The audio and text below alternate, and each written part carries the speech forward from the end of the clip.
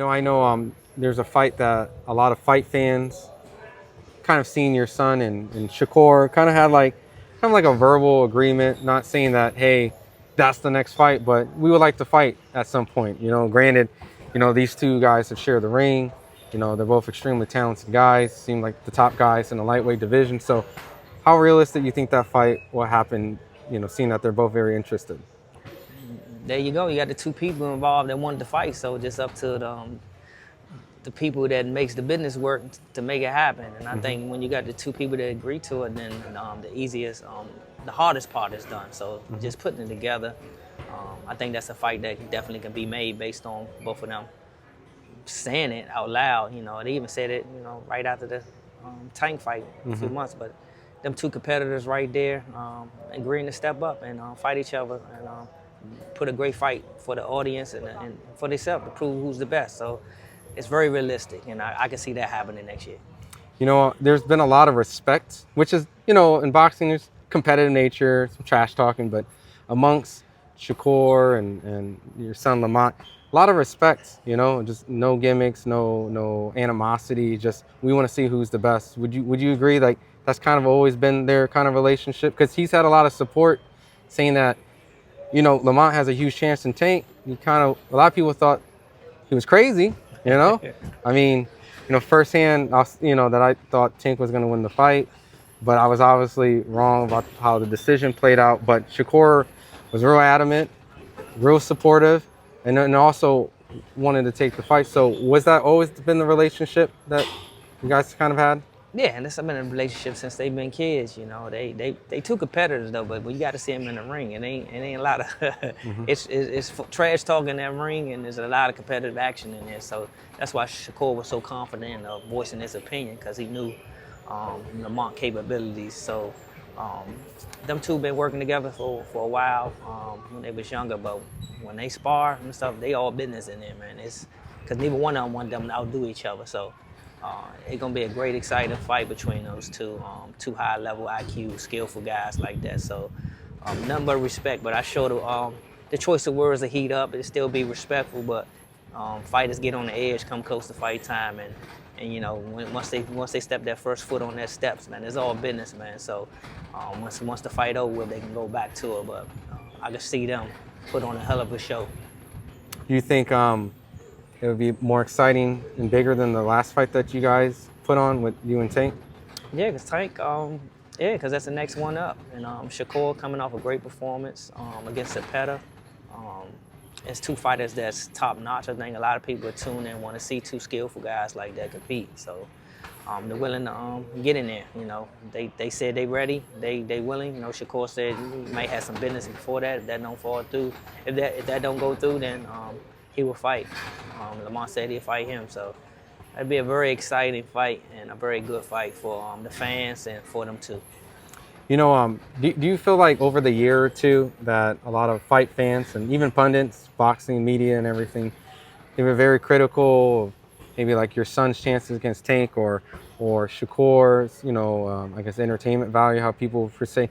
Do you see the fickle change in recent times, I guess, between your son and Shakur, and now that maybe at a point where maybe they didn't think this was going to be a big fight, now it seems like the biggest fight outside of the rematch with or Tank being involved? Yeah, people change their mind.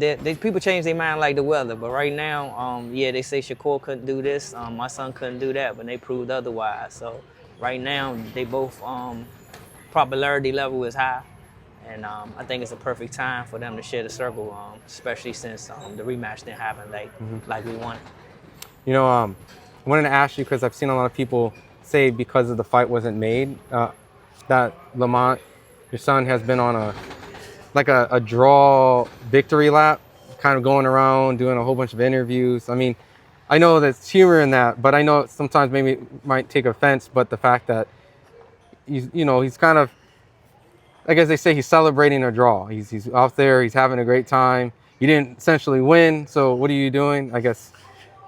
Yeah, at first, I bet you a lot of the people that saying it is the ones that haven't got an interview yet. And I say yet because maybe you didn't reach out.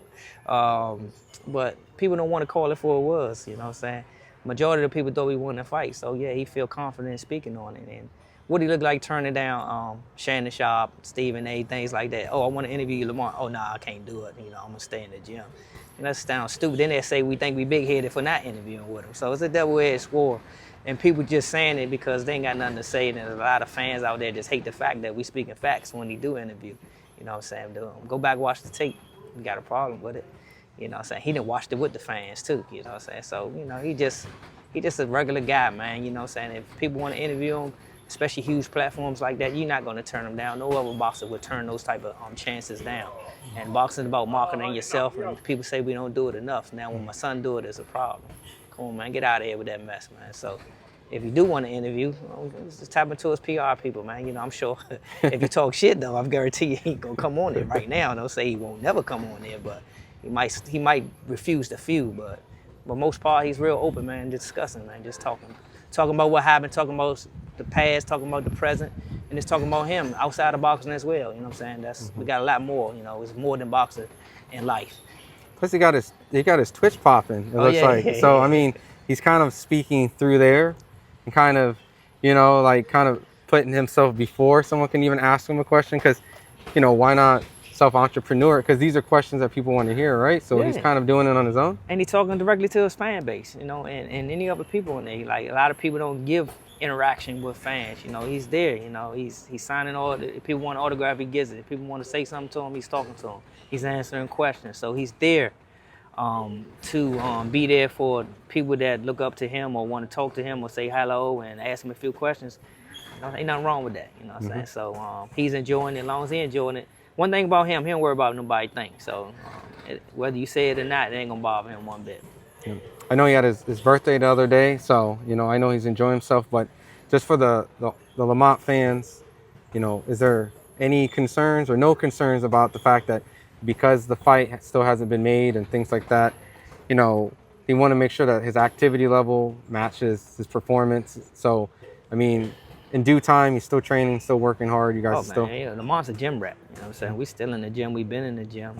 We're gonna stay ready for our opportunity. So he's a guy that's never out of shape. You know, like even if you see him somewhere, I guarantee he worked out already.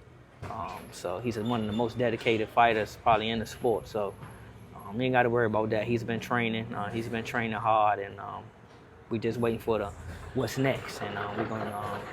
My last question with your son is. It seems like everybody wants to face your son, you know, especially around the area. I know that your son's voiced that he would be interested in going to fight at 140 for one Russell, while another Russell is calling him out. So, I mean, what's your opinion, if you have one, about the whole potential? I mean, yeah, like I said, that's what they're supposed to do. They call him out. And, now everybody call him out. They want to fight him, you know what I'm saying? And he was serious about what he said. You know, the other Russell, they competed around the same age and bracket their whole amateur career. A lot of people don't know that. They go check the brackets. You know, they've been in tournaments together. Go see who won that tournament, and go see who beat who. Do your research. My son been one of those guys, man. You know, him and Antoine been in the same brackets on a weight class. They've been in the ring with each other. So he did. You know, he wants to challenge the best, and he feel Antoine is the better of the two. And getting the belt at 140 would consider his legacy run. But at the same token, I understand why Antoine's saying he's looking for a different option to unify his belt. So ain't nothing wrong with that. But don't knock him for trying to go after the better fighter. And then you kill two birds with one stone. You get the coach and the fighter. Do you see some of the stuff that on, you know, social media? I know that the Otis Gary is kind of trying to provoke the fight. And do you guys have that as a potential option? I know that there's a lot of big fights, marketable fights like we talked about, like the Shakur, or the reward of facing Antoine, who has the belt and allows him to be essentially another division world champion. Does Russell, the Otis, play any potential option or percentage, or is it just up in the air? You know, We not considering Gary Russell. We beat Gary Russell. They're gonna be saying we beat an old guy that's been inactive and coming up from 126, things like that. So Gary's ain't the most active. He probably fought 7 times in 10 years, over 3,000 inactivity days. So you know, we're not gonna put out chances and fight someone that don't fight anyway. So definitely we looking to challenge the Shakurs, the Tanks, you know, the other names like that that my son mentioned. But we're gonna get a fight before the year out.